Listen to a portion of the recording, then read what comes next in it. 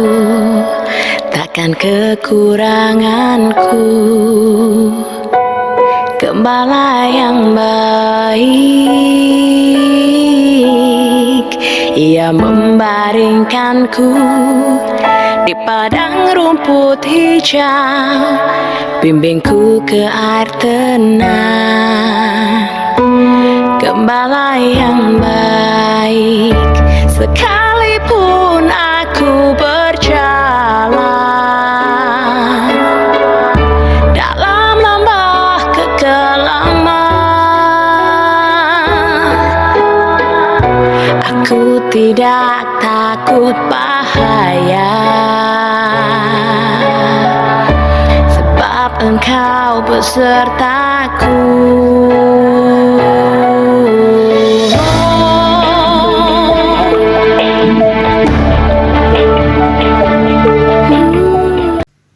Shalom, puji nama Tuhan. Bapak Ibu Saudara yang kasih dalam Tuhan, kembali kita datang pada pagi hari ini ke hadirat Tuhan.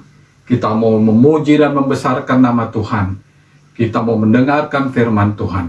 Kita siapkan hati kita akan mulai ibadah kita pada pagi hari ini. Kita angkat pujian kita, ku masuk ke hadirat.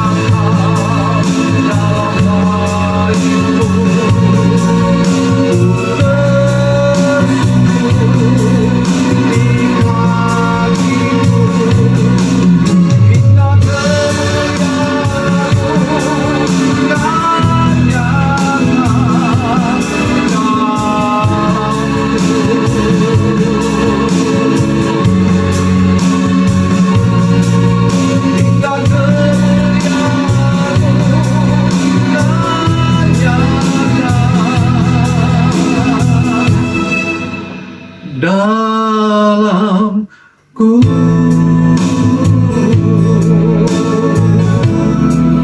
kita mengucap syukur buat pertolongan Tuhan. Berterima kasih kepada Tuhan. Terima kasih Tuhan buat kebesaran. Terima kasih atas pimpinan-Mu. Kau sudah menjaga kami sepanjang minggu ini. Hingga pada saat minggu hari ini kami boleh datang lagi ke hadirat-Mu. Terima kasih Tuhan, terima kasih. Saya undang kita semua bangkit berdiri. Kita siapkan hati kita. Kita katakan dengan segenap hati.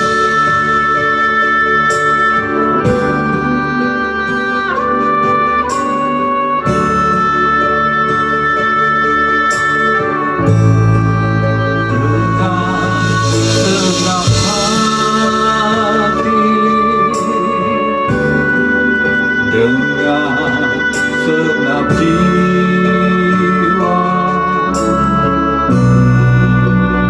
dengan kekuatanku, ku sembah Kau Tuhan.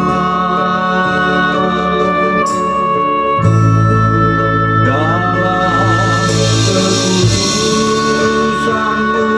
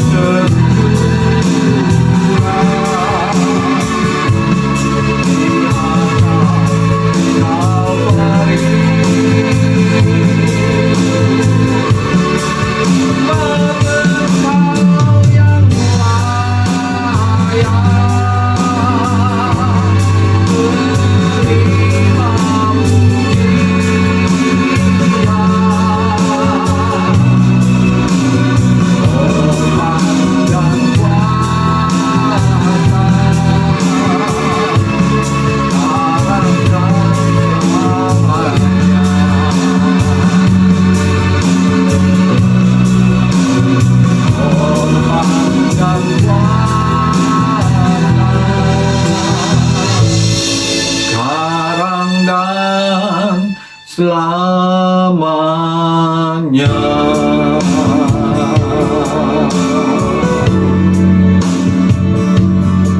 Potong dan salam. Jemaat, mari kita berdoa. Pertolongan kita ialah di dalam nama Tuhan yang menjadikan langit dan bumi. Kasih karunia, rahmat dan damai sejahtera dari Allah Bapa dan Tuhan kita Yesus Kristus menyertai engkau.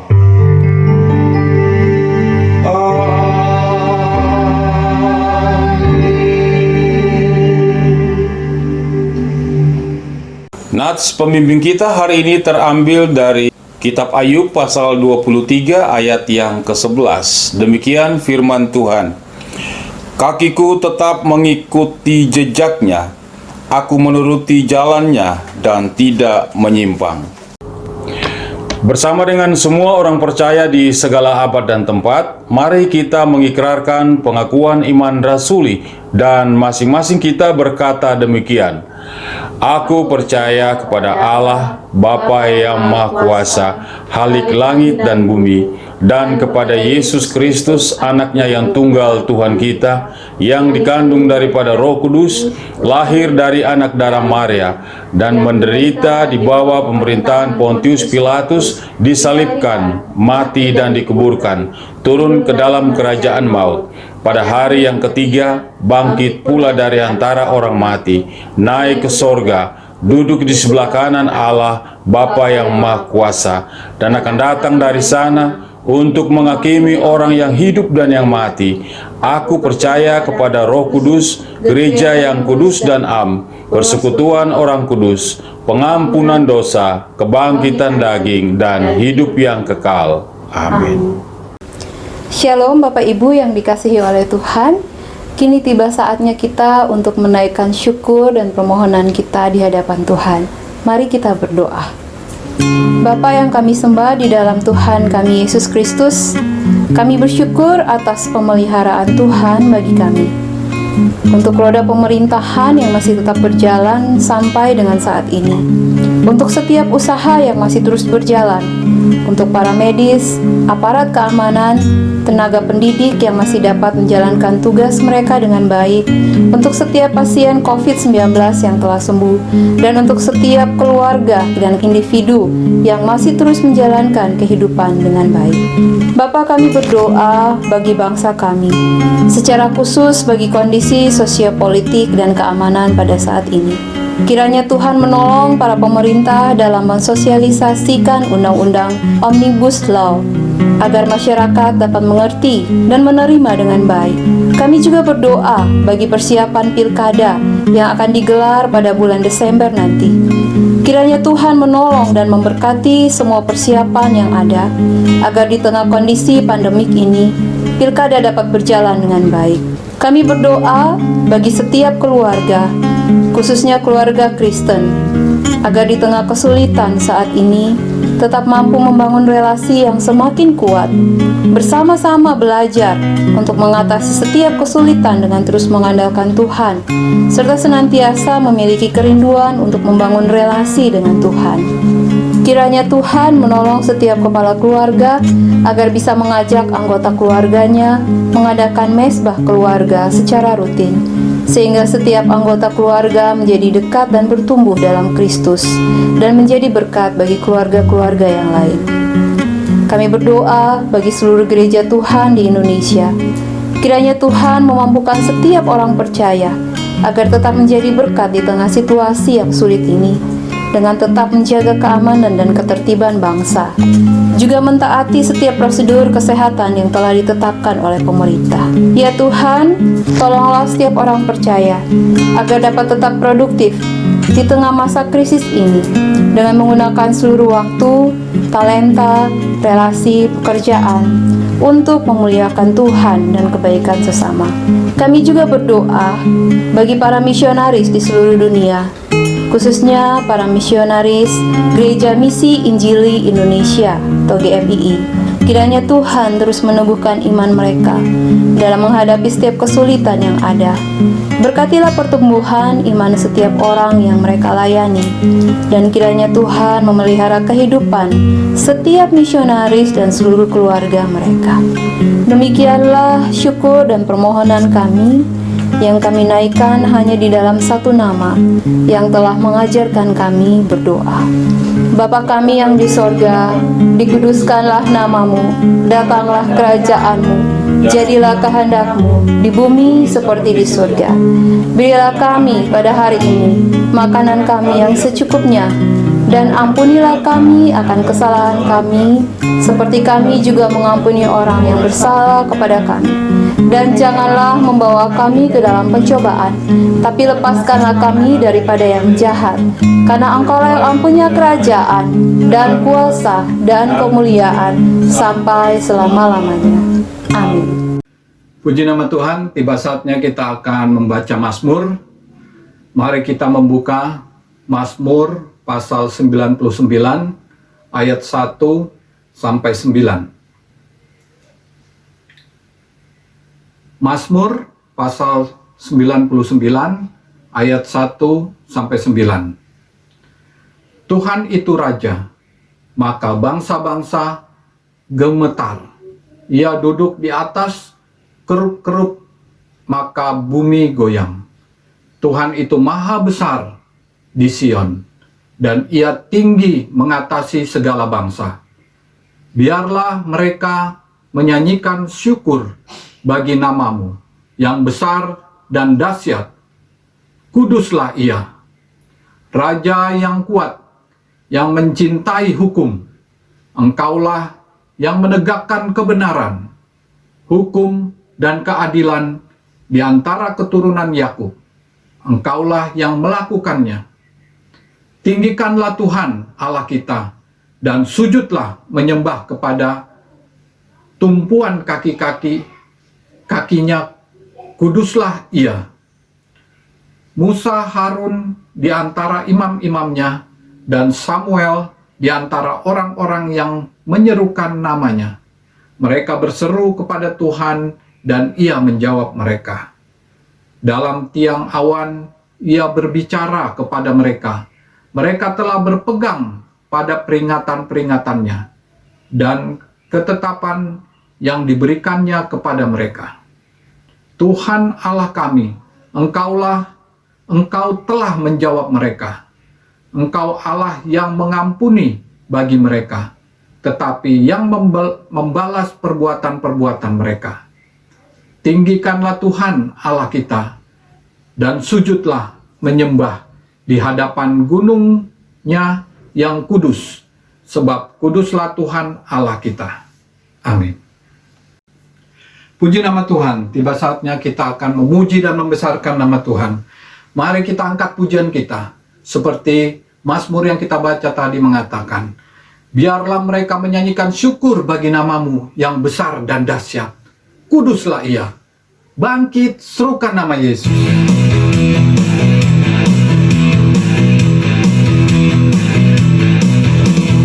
Bangkit, serukan nama Yesus. Maju, nyatakan kuasa-Nya.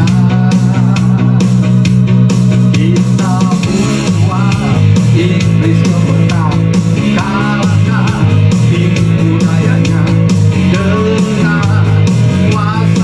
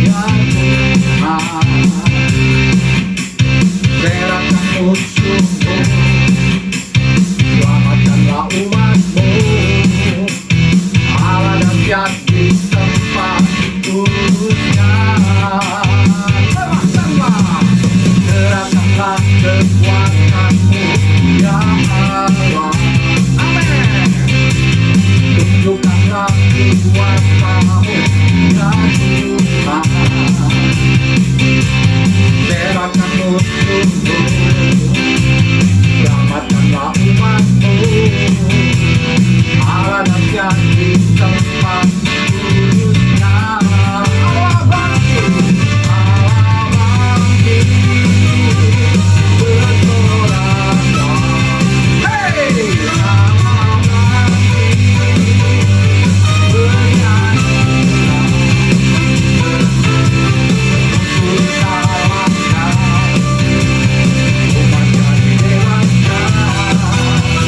Allah dahsyat di tempat kudusnya.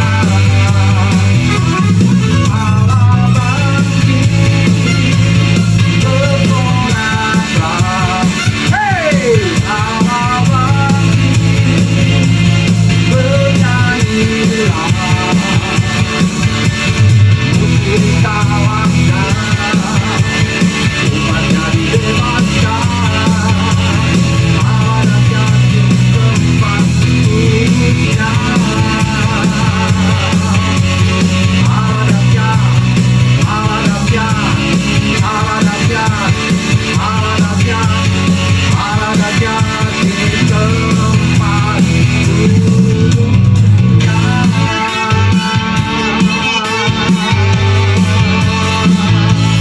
Amin. Puji nama Tuhan, tiba saatnya kita akan mempersiapkan hati kita. Kita akan menyembah Tuhan. Kita katakan, Allah Roh Kudus, penuhi kami.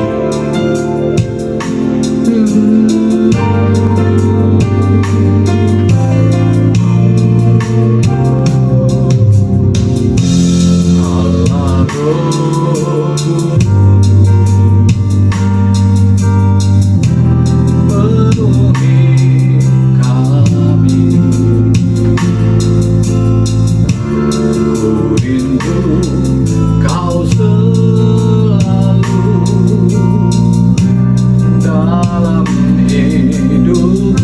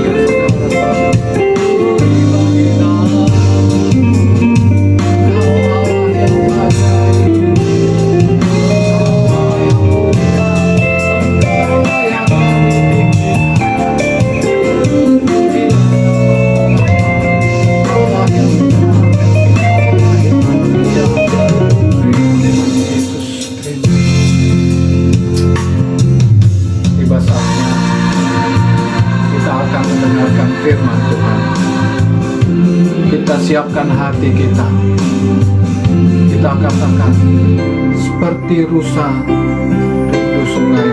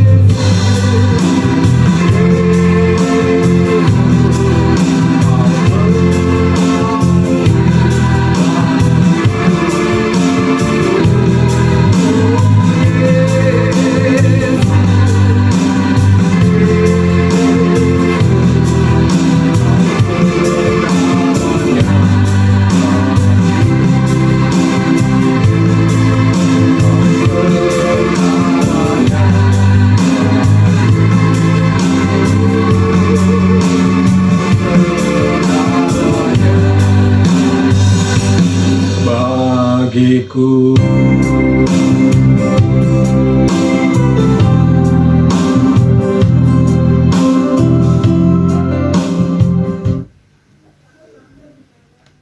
Mari kita berdoa.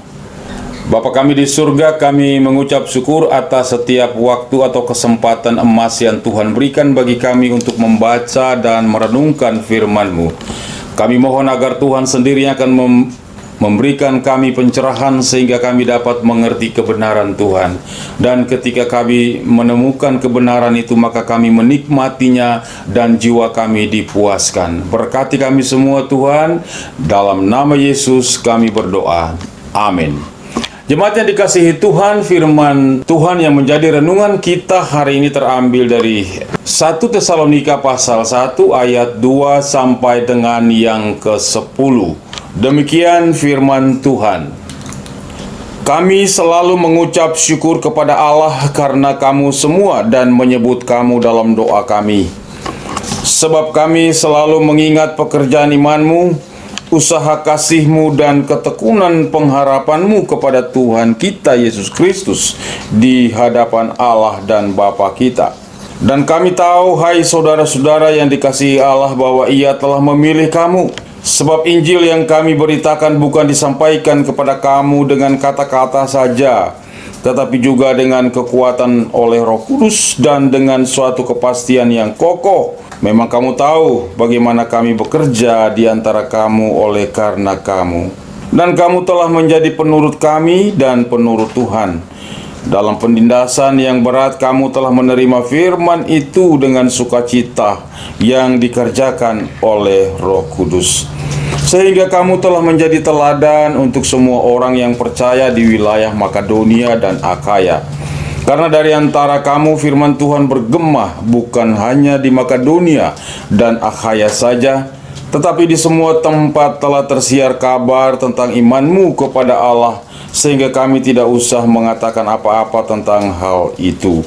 Sebab mereka sendiri bercerita tentang kami, bagaimana kamu sambut dan bagaimana kamu berbalik dari berhala-berhala kepada Allah untuk melayani Allah yang hidup dan yang benar, dan untuk menantikan kedatangan anaknya dari sorga yang telah dibangkitkannya dari antara orang mati, yaitu Yesus yang menyelamatkan kita dari murka yang akan datang.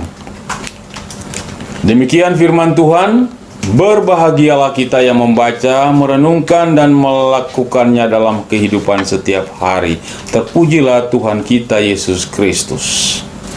Jemaat yang dikasihi Tuhan, sebuah pertanyaan bagi kita orang tua.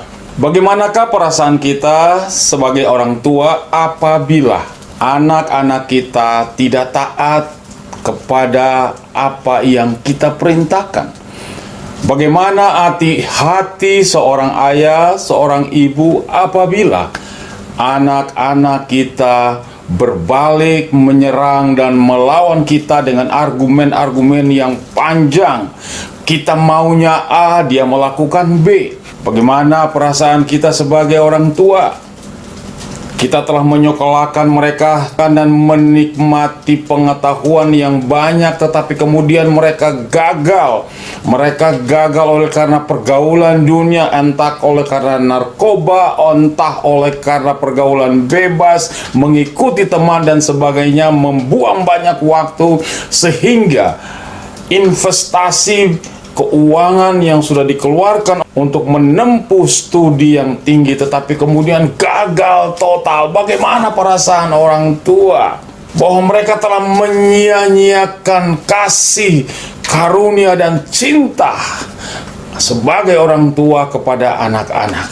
Hal ini juga yang dapat menjadi pemikiran kita, bagaimanakah perasaan Tuhan Allah kepada kita. Bagaimana perasaan Tuhan terhadap kita apabila kita mengabaikan apa yang Ia inginkan, apa yang Ia rindukan untuk kita laksanakan dalam kehidupan setiap hari. Orang Israel sebagai bangsa pilihan Allah, sebagai umat Tuhan, telah diberikan 10 hukum sebagai patokan hidup mereka sehari-hari. Bagaimana mereka menyembah Tuhan, mengenal Tuhan, dan juga bagaimana mereka hidup sehari-hari dengan sesama saudara yang lain. Alkitab mengatakan bahwa mereka pun gagal menjadi penurut-penurut Tuhan. Mereka gagal untuk mengikuti Tuhan. Mereka gagal untuk melakukan firman Tuhan dalam kehidupan setiap hari. Bukankah itu juga menjadi pengalaman kita? Tema renungan kita hari ini adalah menjadi penurut-penurut Allah. Menuruti apa yang Tuhan Allah mau adalah sebuah perjuangan yang berat, Bukankah banyak dari kita untuk mentaati apa yang Tuhan mau? Bahkan sebagian orang mengatakan kita tidak mampu untuk taat 100%. Kita bisa gagal di dalam perjalanan hidup ini. Kita bisa gagal untuk menuruti Dia. Dan memang itu kenyataan. Menjadi penurut Allah adalah sebuah perjuangan iman, perjuangan rohani untuk hidup taat atau menuruti apa yang Tuhan mau. Firman Tuhan atau tema kita hari ini adalah menjadi penurut Allah. Terambil dari bacaan kita hari ini di dalam ayatnya yang ke-6. Demikian firman Tuhan. Dan kamu telah menjadi penurut kami dan penurut Tuhan. Paulus mengatakan kepada jemaat di Tesalonika bahwa mereka telah menjadi penurut-penurut hamba-hamba Tuhan, tetapi juga menjadi penurut Tuhan, menjadi penurut hamba Tuhan dan penurut Tuhan. Suatu kondisi yang ideal memang tentang jemaat di Tesalonika ini, bahwa mereka telah menjadi penurut apa yang dikatakan oleh para hamba Tuhan. Apa yang mereka khotbahkan, apa yang mereka sampaikan dituruti oleh jemaat. Bukan hanya mereka menuruti apa yang dikatakan oleh para hamba Tuhan, tetapi juga apa yang dikatakan oleh Tuhan. Oleh karena itu Paulus berkata, kamu telah menjadi penurut kami dan penurut Tuhan. Menjadi penurut Allah memang adalah sebuah perjuangan. Dan firman Tuhan hari ini memperlihatkan kepada kita sebuah kondisi ideal bahwa jemaat di Tesalonika sanggup untuk menjadi penurut Allah. Mengapa seorang dapat menjadi penurut Allah? 5 kejadian yang menuntun kita untuk mengerti mengapa sampai jemaat Tuhan di Tesalonika dapat menjadi penurut Tuhan Allah. Ada 5 kejadian. Yang pertama yaitu pemilihan terjadi di dalam sorga, dalam ayat yang keempat. Kemudian yang kedua, mereka mendengar Injil. Lalu yang ketiga, mereka menerima Injil atau firman Tuhan itu. Dan yang keempat, mereka bertobat atau berbalik dari segala dosa. Dan yang kelima, mereka melayani Tuhan. Inilah tanda manusia. Inilah tanda orang-orang yang menjadi penurut Allah. Mari kita lihat yang pertama. Mereka yang menjadi penurut Allah ialah mereka yang telah memiliki sebuah keyakinan teologis yang kuat bahwa mereka dipilih oleh Allah. Kita lihat ayat yang keempat. Demikian firman Tuhan. Dan kami tahu, hai saudara-saudara yang dikasihi Allah, bahwa Ia telah memilih kamu. Kami tahu saudara-saudara bahwa Ia telah memilih kamu. Ia itu siapa? Allah Bapa di surga. Dan pemilihan itu terjadi di mana? Pemilihan itu terjadi di sorga. Bahwa di dalam sorga sebelum dunia dijadikan, Allah telah memilih, Allah telah menetapkan siapa yang hendak Ia selamatkan. Predestinasi, penetapan Allah. Orang-orang yang Ia pilih untuk menjadi anak-anaknya, untuk diselamatkan. Terjadi di mana? Terjadi dalam surga. Dan dalam Efesus pasal 1 ayat 3 dan 4 dikatakan bahwa kamu dipilih. Kamu dipilih sebelum dunia ini dijadikan. Menjadi penurut Allah harus memiliki pemahaman tentang dirinya, bahwa ia telah dipilih oleh Allah. Apakah kita yakin bahwa kita telah menjadi orang pilihan Allah? Maka penting untuk kita mengikuti bagian-bagian berikut daripada renungan ini. Doktrin pemilihan menjadi sebuah tema yang terus didiskusikan, sebuah tema yang terus diperbincangkan, dibicarakan, karena masih terjadi perbedaan pendapat, ada yang menerima, ada yang menolak. Jemaat yang dikasihi oleh Tuhan Yesus Kristus, bahwa Alkitab, baik perjanjian lama sampai dengan perjanjian baru, bertaburan ayat-ayat firman Tuhan yang berbicara tentang pemilihan Allah. Mengapa Allah memilih Abraham? Mengapa Allah memanggil Abraham? Bukan saudaranya yang lain, bukan sepupunya, tetapi Tuhan memanggil Abraham keluar. Itu berbicara tentang pemilihan. Abraham menjadi sebuah bangsa yang besar, bangsa Israel. Lalu kemudian mereka disebut umat pilihan Allah. Dalam perjanjian baru kita juga temukan bagaimana Yesus memanggil para murid. Ia berkata kepada Simon Petrus, "Mari, ikutlah aku." Kemudian diikuti dengan saudara-saudara yang lain, dan Yesus memilih dan memanggil mereka. Lalu kemudian dia berkata, "Bukan kamu yang memilih aku, tetapi aku yang memilih kamu." Mengapa Yesus memilih dan memanggil Petrus dan saudaranya, orang-orang yang bekerja sehari-hari ada di Danau Tiberias sebagai nelayan? Bukankah dia bisa memilih yang lain, yang cerdas, pintar, yang memiliki latar belakang akademik dan sebagainya? Memang nanti kemudian baru kita menjumpai ada pengikut-pengikut Kristus yang lain dengan latar belakang, berbagai latar belakang. Perjanjian baru mengajarkan kepada kita bahwa pemilihan Allah kepada orang-orang yang hendak Ia selamatkan adalah sesuatu yang diajarkan di dalam Alkitab. Bagaimana seseorang dapat menjadi penurut Allah kalau dia belum dipilih oleh Tuhan? Bagaimana seorang menjadi penurut Allah kalau dia belum punya keyakinan bahwa aku adalah orang pilihan Allah yang memiliki relasi dengan Tuhan, supaya aku memiliki kekuatan untuk menuruti Allah? 1 kejadian di sorga dan 4 kejadian di bumi inilah yang menjadi renungan kita. Yang pertama tadi, mengerti, menghayati bahwa penurut-penurut Allah adalah mereka yang sudah mengalami dan meyakini bahwa dirinya adalah anak pilihan Allah. Itu yang pertama. Yang kedua, Allah bekerja di dalam sorga sebelum dunia dijadikan. Ia memilih, Dia memilih, maka pemilihan itu harus menjadi nyata di bumi ini. Siapa yang hendak Dia selamatkan? Pemilihan itu harus menjadi real di dalam dunia. Dan kenyataan itu akan dinyatakan melalui pemberitaan Injil.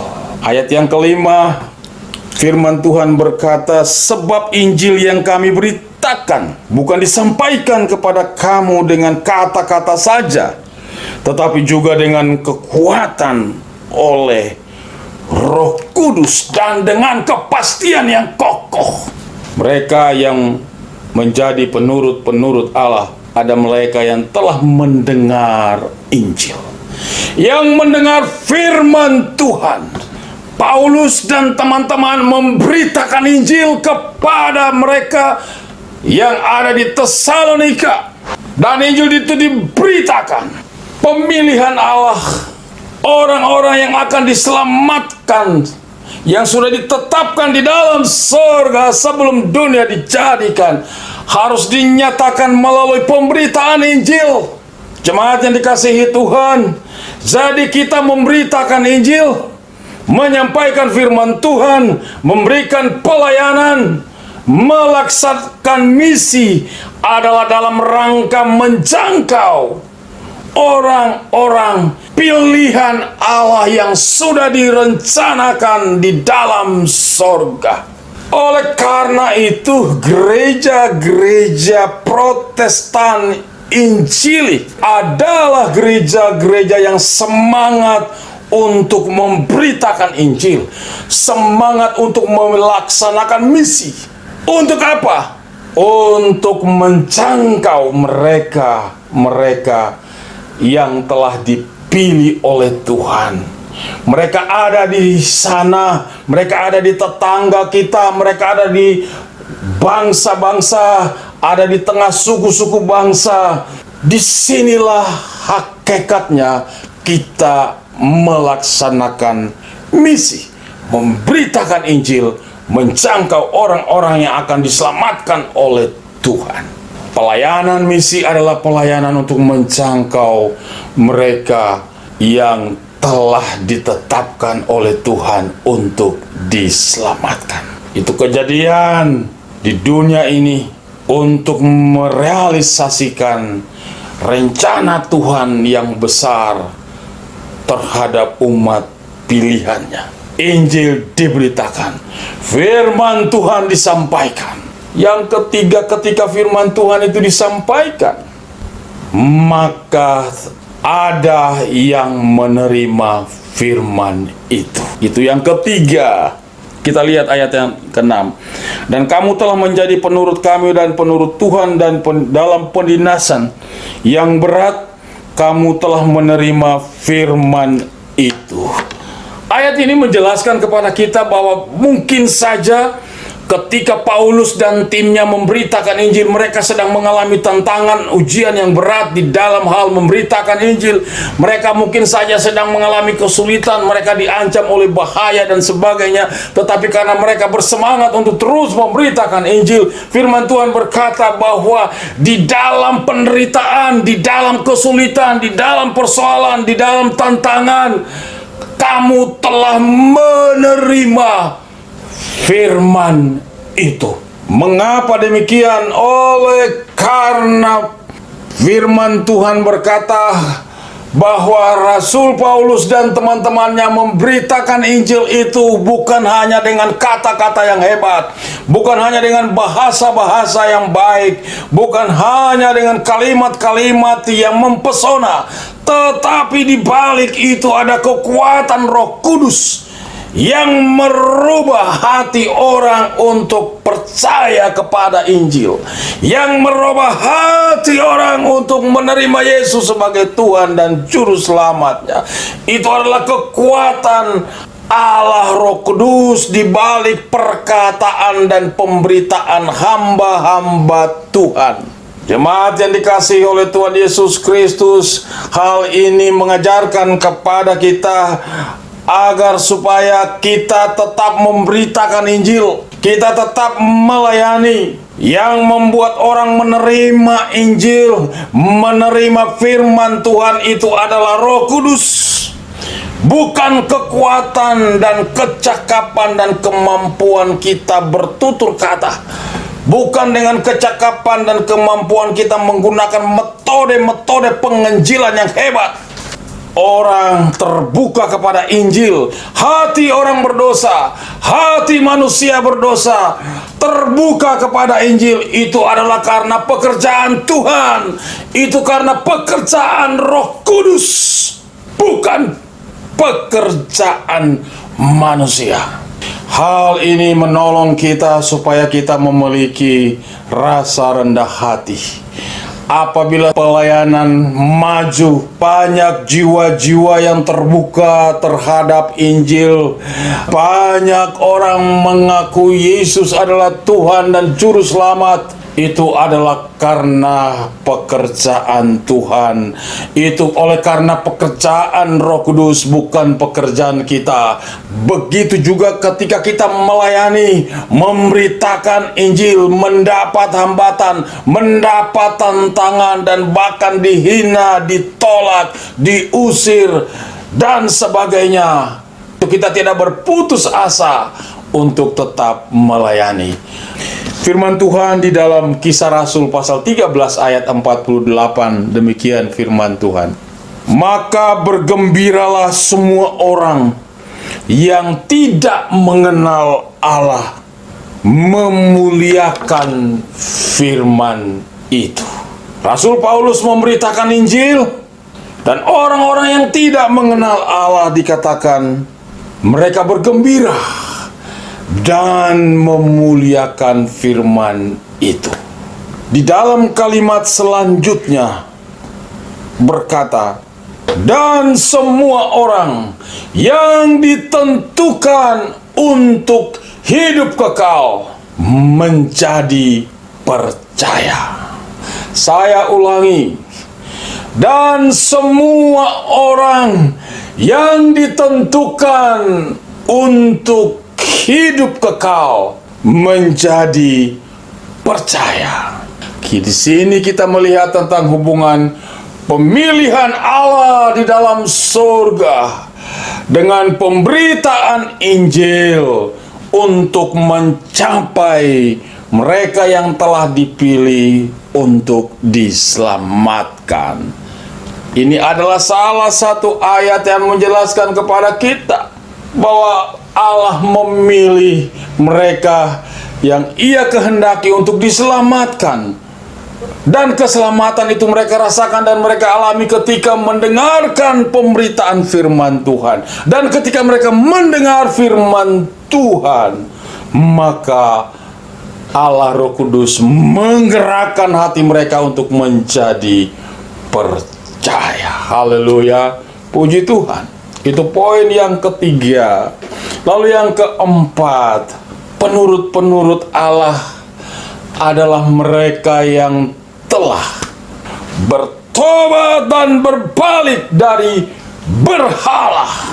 Kita melihat urutan-urutan yang sangat indah. Alkitab jelaskan secara sistematis kepada kita. Penurut Allah ialah mereka yang telah dipilih, ditetapkan di dalam surga.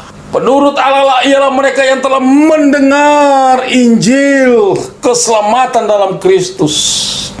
Penurut Allah yang ketiga adalah mereka yang telah menerima Injil itu, menerima firman Tuhan itu.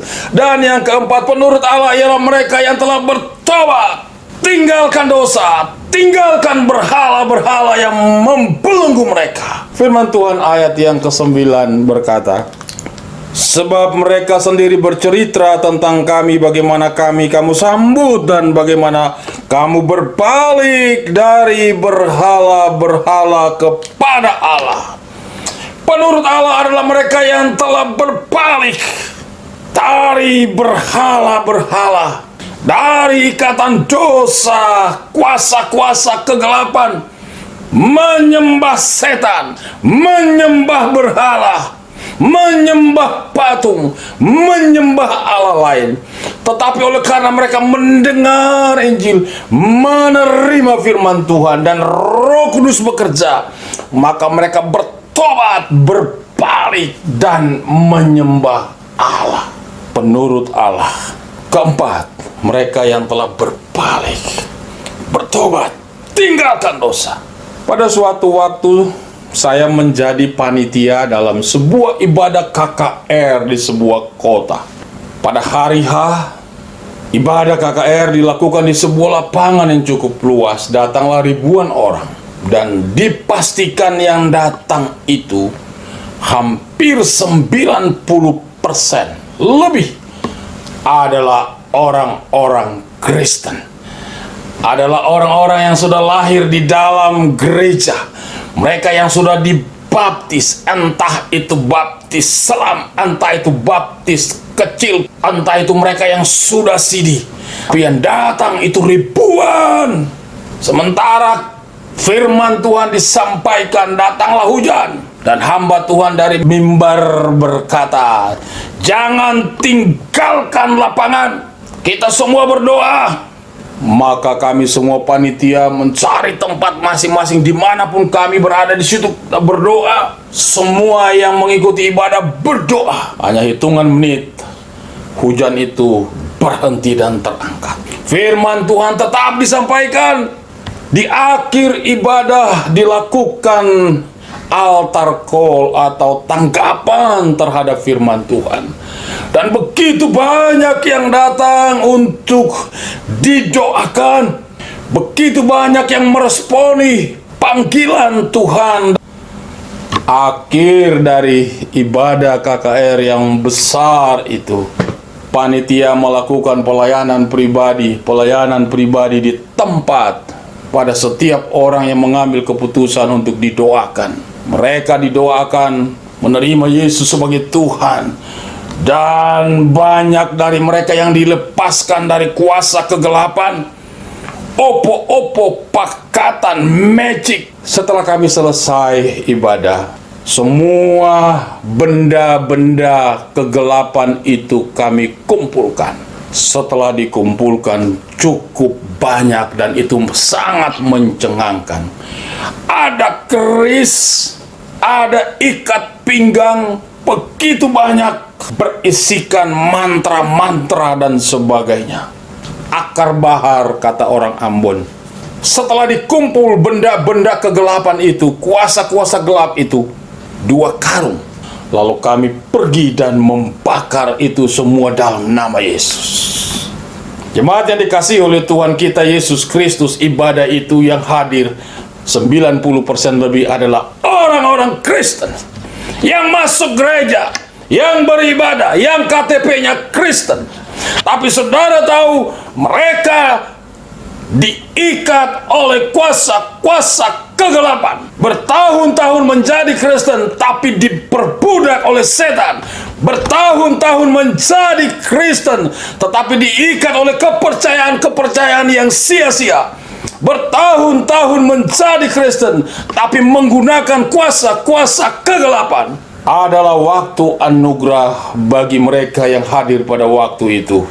Dan mereka dilayani dan didoakan, dibebaskan, dimerdekakan dari ikatan-ikatan kuasa gelap. Penurut Allah adalah mereka yang telah dimerdekakan dari dosa. Penurut Allah adalah mereka yang telah dimerdekakan dari ikatan okultisme dan kuasa gelap. Penurut Allah ialah mereka yang telah dibebaskan dari segala berhala dan kepercayaan yang sia-sia. Penurut Allah, seperti yang dikatakan oleh Tuhan Yesus, jikalau anak memerdekakan kamu, maka kamu benar-benar merdeka. Yang kelima, penurut Allah adalah mereka yang dipilih oleh Allah, mereka yang mendengar Injil dan mereka menerima Injil itu, menerima firman Tuhan itu, dan bertobat dari dosa, bertobat dari ikatan-ikatan tradisi, ikatan berhala dan ikatan-ikatan kuasa kegelapan atau okultisme. Maka ini sangat indah dan mulia. Yang kelima, mereka melayani Tuhan. Puji Tuhan. Ayat 9 saya baca ulang. Bagaimana kamu berbalik dari berhala-berhala kepada Allah untuk melayani Allah yang benar. Bagaimana kamu berbalik dari berhala-berhala untuk melayani Allah yang benar. Di poin yang kelima adalah puncak.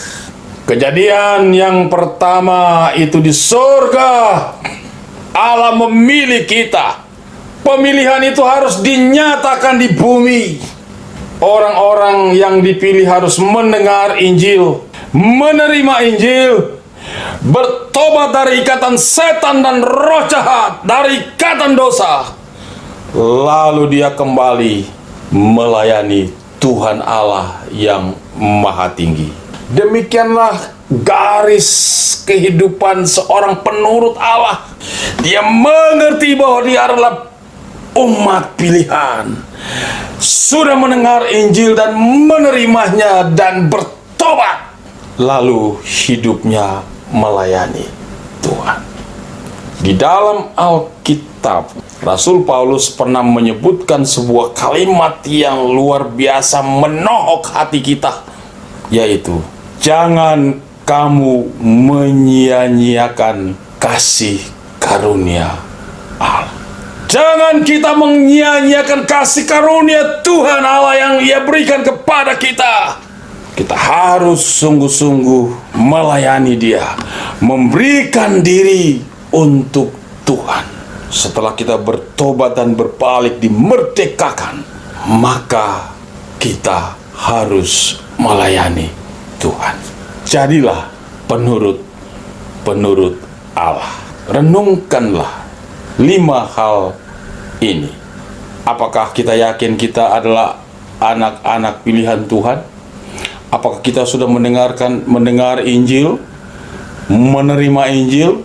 Apakah kita pernah mengalami sebuah pengalaman spiritual yang indah, bahwa kita telah mengalami dibebaskan dari ikatan dosa dan maut, lepas dari berhala-berhala? Lalu apakah kita sungguh menyerahkan hidup dan melayani Tuhan? Jadilah penurut Allah. Kiranya firman Tuhan ini menjadi berkat bagi kita. Mari kita berdoa. Bapa kami di sorga, kami mengucap syukur atas firman Tuhan yang selalu tak henti-hentinya untuk mengingatkan kami. Kami telah mendengarkan firman-Mu. Hamba berdoa agar kami semua yang telah mendengarkan firman-Mu, kami bergantunglah kepada kuasa Roh Kudus, dan Roh Kuduslah yang akan bekerja dalam hidup kami, menerjemahkan, menjelaskan lebih jauh dan lebih dalam dari kata-kata dan kalimat yang terbatas ini. Dalam nama Yesus kami berdoa. Amin. Puji nama Tuhan, tiba saatnya kita masuk dalam persembahan. Sebelumnya, mari kita berdoa. Segala puji bagi nama-Mu Bapa. Kembali kami mengucap syukur buat apa yang Kau sudah kerjakan dalam hidup kami sepanjang minggu ini. Kau kembalikan pada siang hari ini, kami boleh memuji dan membesarkan nama-Mu. Tuhan, setelah kami mendengarkan firman-Mu, tiba saatnya kami akan mengembalikan sebagian dari berkat yang Kau sudah berikan kepada kami. Ajar kami memberikan yang terbaik ya Bapa. Yang belum sempat memberi, Kau berkati, supaya di masa-masa yang akan datang, sama-sama kami akan memberi untuk pelebaran kerajaan-Mu di muka bumi ini melalui GMI Immanuel. Terpujilah nama-Mu Bapa. Dalam nama Tuhan Yesus Kristus, kami alaskan doa kami. Haleluya. Amin.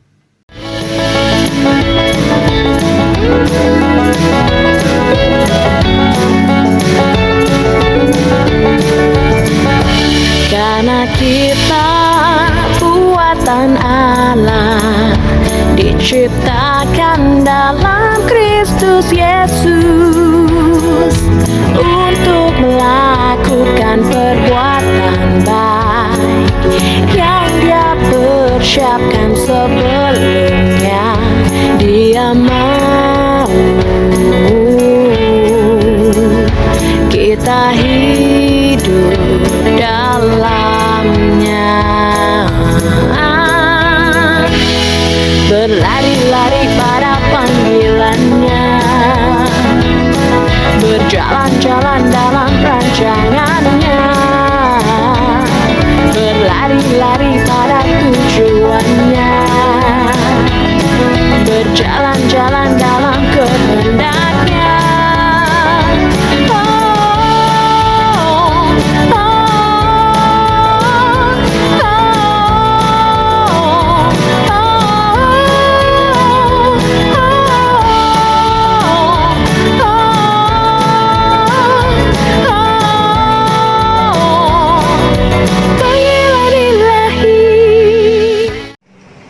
Jemaat yang dikasihi Tuhan, mari kita berdoa. Bapa kami di surga, kami mengucap syukur atas pertolongan-Mu bagi kami sepanjang ibadah ini. Kami berdoa kepada jemaat Tuhan yang sedang mengalami kesulitan pergumulan dalam hidup mereka. Kami berdoa agar Tuhan memberikan kekuatan dalam menghadapi hidup yang berat. Kami juga berdoa agar dalam kehadiran-Mu mereka makin mengenal dan percaya kepada Engkau, Tuhan yang berkuasa. Kami sangat percaya kepadamu karena Engkau adalah Allah Immanuel, Allah yang senantiasa menyertai kami.